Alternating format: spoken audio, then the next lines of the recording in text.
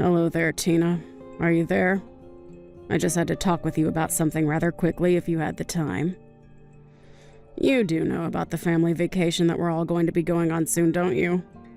I was just curious if you were actually thinking that you were going to be coming along with us. I guess what I'm really trying to ask is that you don't really think that you're a part of this family, do you? Because if you do, then I really just think that you need to wake up and face the real world. You are a nobody to us. You're nothing. And you are certainly not, nor will you ever be a member of this family. Hello, Rachel. It's just so lovely to hear from you. Thank you so much for double-checking my schedule. Yes, I was, in fact, thinking of going on the trip, if you must know. After all, you were all going to go in our car, isn't that right? Yes, we were going to use your car, but I don't see why you think that that gives you a right to come along with us. I mean, do you really need to tag along? Well, it's been a long time since my husband and I have gotten to take a trip. But I remember that Dan mentioned wanting to stop at a nice brewery that was going to be on the way and asked if I wouldn't mind driving so he could drink a little. So actually, another reason why I was going along is to make sure that everyone can have safe, responsible fun. You actually have nothing to worry about, you see. I'll be the one driving. Oh, please. What kind of stupid little excuse is that? Is that really the best you can come up with? You think you deserve to go with us just because you can drive? Anybody can drive, you know? Sorry, did you even read the other messages I sent, or did you just zero in on the bit that you didn't want to hear? Don't you get smart with me, young lady. I just want you to realize that you are not a part of our family and you never, ever will be. So quit trying to force your way into this vacation when you don't even belong. Don't you understand how rude you're being? I really don't think that I'm being rude at all. If anything, you're the one trying to put me down and make me feel bad. But I'm afraid if you're not really going to change your mind about me at all, then all I can ask that you do is just have the patience to see the trip through to the very end. After all, it isn't like we all go on trips all the time together or something. Well, of course we don't all take trips together more often. Who in their right mind would want to go anywhere with you, huh? I fully understand what you're saying right now, Rachel. I have my own thoughts on the matter as well. But I don't think that we should be having this conversation via text. Maybe we could meet in person and talk?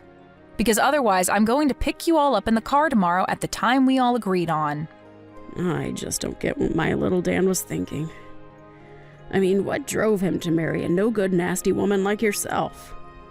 Not only is your personality awful, but you're older than him as well. I mean, you must have so much patience in dealing with you. You know, he used to date gorgeous women who were younger than him and knew how to show respect to their mother-in-law. Maybe if he had married one of them instead of you, then I would finally have a grandchild by now. Sorry, are you talking about the ex-girlfriend that Dan had who stole all of his money and then ran away? I don't really know all the details of why they broke up, so don't go quizzing me about my own son's love life. All I'm saying is that my son would be much better off with a woman who was younger than him. If all that matters is age, then I guess that means I'm better for Dan than you are, isn't that right? Or am I misunderstanding the point that you're trying to make here? Of course, that wasn't what I was trying to say, and you know that. Ugh. You really can be such a frustrating person to deal with, do you know that? I knew that I should have never ever allowed my son to marry someone like you. Oh, I know exactly what you meant, but would you like to know how?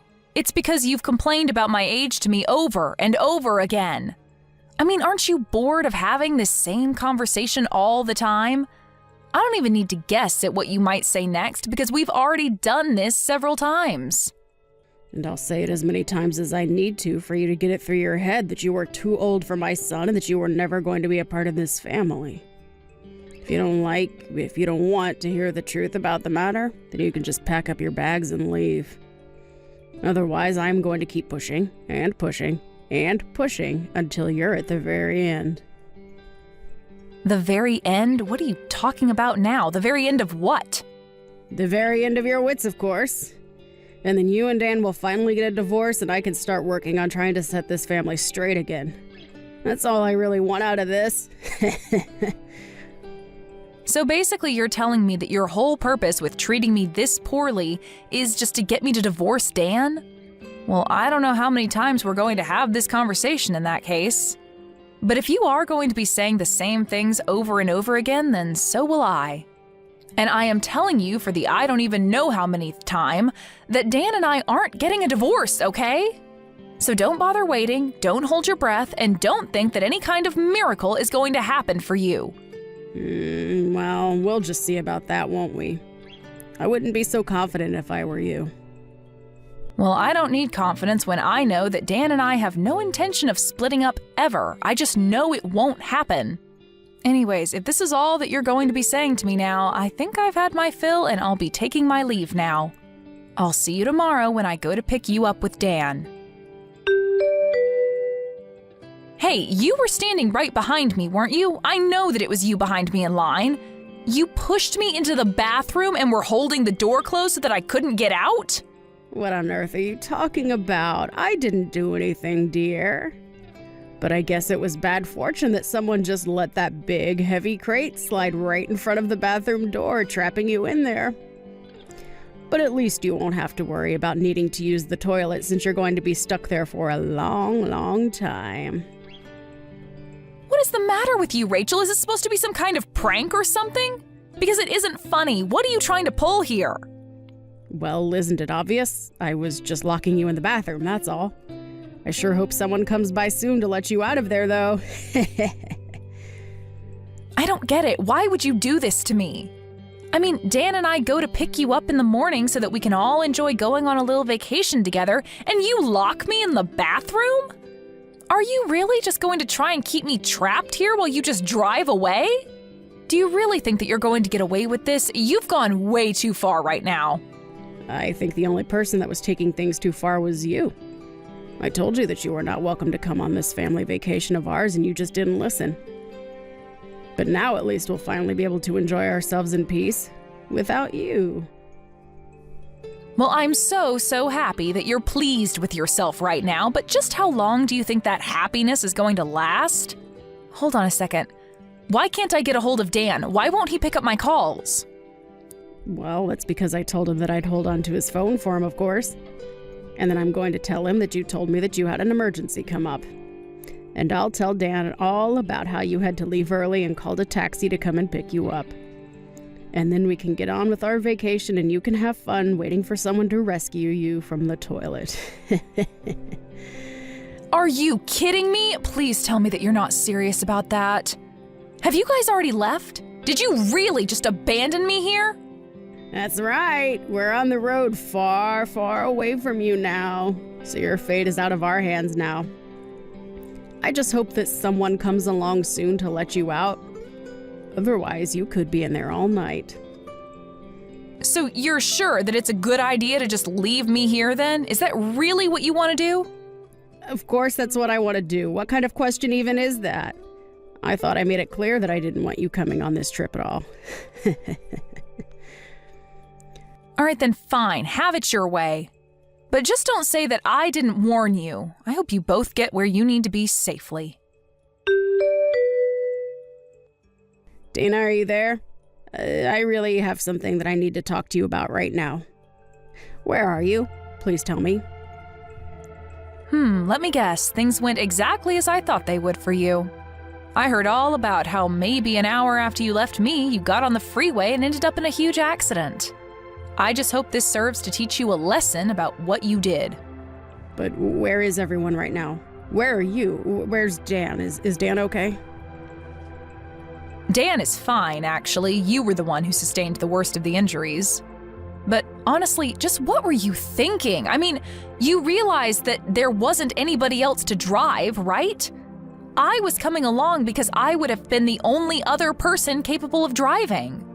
But then you just had to go and pull your little prank and put our family in danger in the process. Tell me though, was it worth it? You have no idea what you're talking about at all. I was in the car. I know how to drive. Oh, really? Do you? Because if you did know how to drive, then just how did you all end up in that accident then, huh? I mean, you're lucky that you got away with just having your hip broken. You could have lost your life. Don't you realize that? You were acting like a complete idiot, and lo and behold, something bad happened to you. What did you just call me? How dare you say that to me when I'm the one who got in an accident?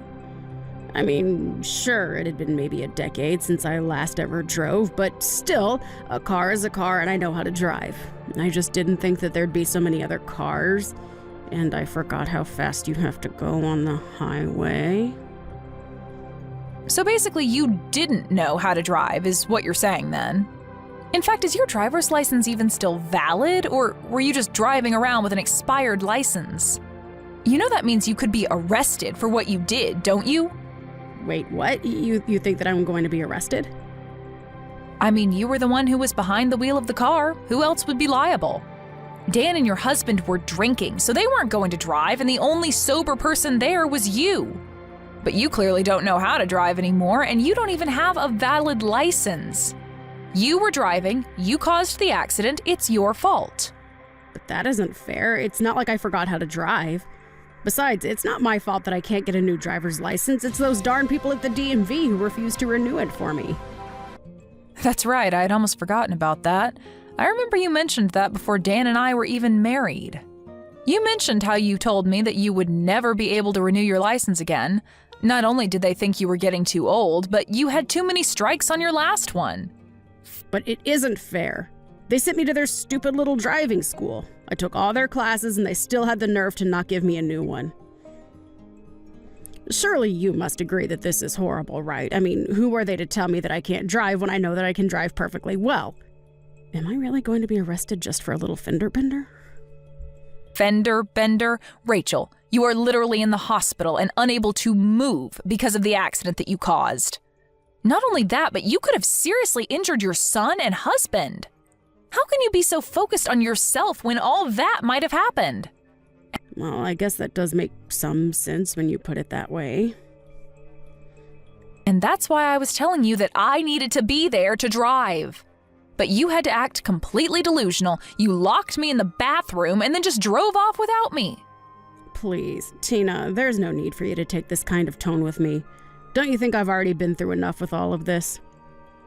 You must know that I never ever wanted any of this to happen, right? I don't care what your intentions were. Who even gets in a car thinking that they intend to cause a crash anyways? I'm not blaming your intentions. I am blaming the thinking that led up to it. You acted completely irrationally and got your family into a car accident. And that's not saying anything at all about how you locked me in a public bathroom and then just abandoned me. But I just wanted to take a vacation with my family. Is that really so bad? But you didn't even get to have that vacation. You all didn't even make it to the destination we were all supposed to be at by now. Why couldn't you have just waited until we all got there before you started trying to bully me? I understand that you didn't want to be around me and that you were worried that I was only going to annoy you, but surely being annoyed has got to be better than being injured. And to think that this is going to be the last real memory we have together before Dan and I cut you out of our lives entirely. Wait a second, what? What are you talking about? Why would you and Dan cut me out of your lives? I've already talked to Dan about it, Rachel. I told him all about the horrible things that you say to me. And now, with all that's happened for the vacation, he just can't tolerate you any longer. In fact, he was already going to talk about this with you before we even went on the trip, if you must know.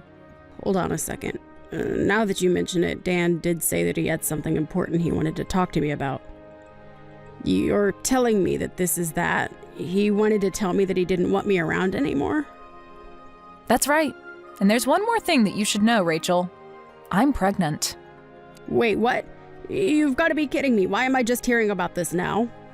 You're only hearing about it now because I know that letting you know any sooner wouldn't have been good for me or the baby. I mean, do you have any idea just how stressful it already is talking to you like this? I knew that if I told you I was pregnant, you would be trying to control my life. I talked to Dan about this and told him that I don't know how I was supposed to go through with this if you were going to be constantly breathing down my neck about every little thing. So we talked and said that the best thing to do would be to put physical distance between us all. So we're going to be moving away. But this is all so much. I can't handle all of this news at once. How is this happening? It's happening because we didn't want you to know a word of it, but now that we're about to cut you out of our lives anyways, it doesn't really matter. That and you never even gave me a chance to speak about my life to you. You were always just interested in putting me down. But now you've gone and made a mistake that can't be undone. And in doing so, you've confirmed every fear about you that I've had. And you've shown your son and husband that you're nothing but a mean bully who doesn't deserve the loving family she has. But wait, Tina, please. If you're pregnant, then this changes everything. I mean, can't we just pretend like nothing ever happened? We can just put all this behind us, can't we? Why didn't you ever tell me about this?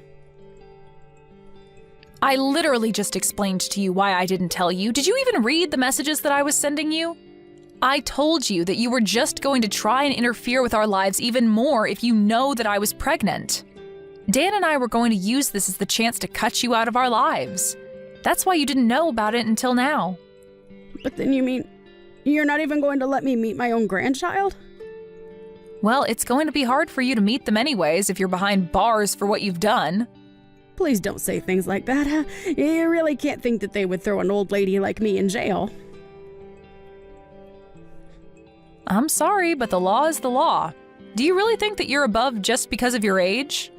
Either way, you're not going to be our problem anymore. We want nothing to do with you ever again, and we are going to be cutting you out of our lives. Whether or not you get arrested after this, it really makes no difference to me at all. Just wait, Tina. You can't be serious about this, right? I mean, you're really just going to abandon me during my time of need like this? Please, I had no idea that you were pregnant. That really would have changed everything. I promise that I'll change. I'll help you raise them well. You have to believe me. We do not want you to have anything to do with our child at all, Rachel. That's the whole reason we're going to be moving as far away from you as we can.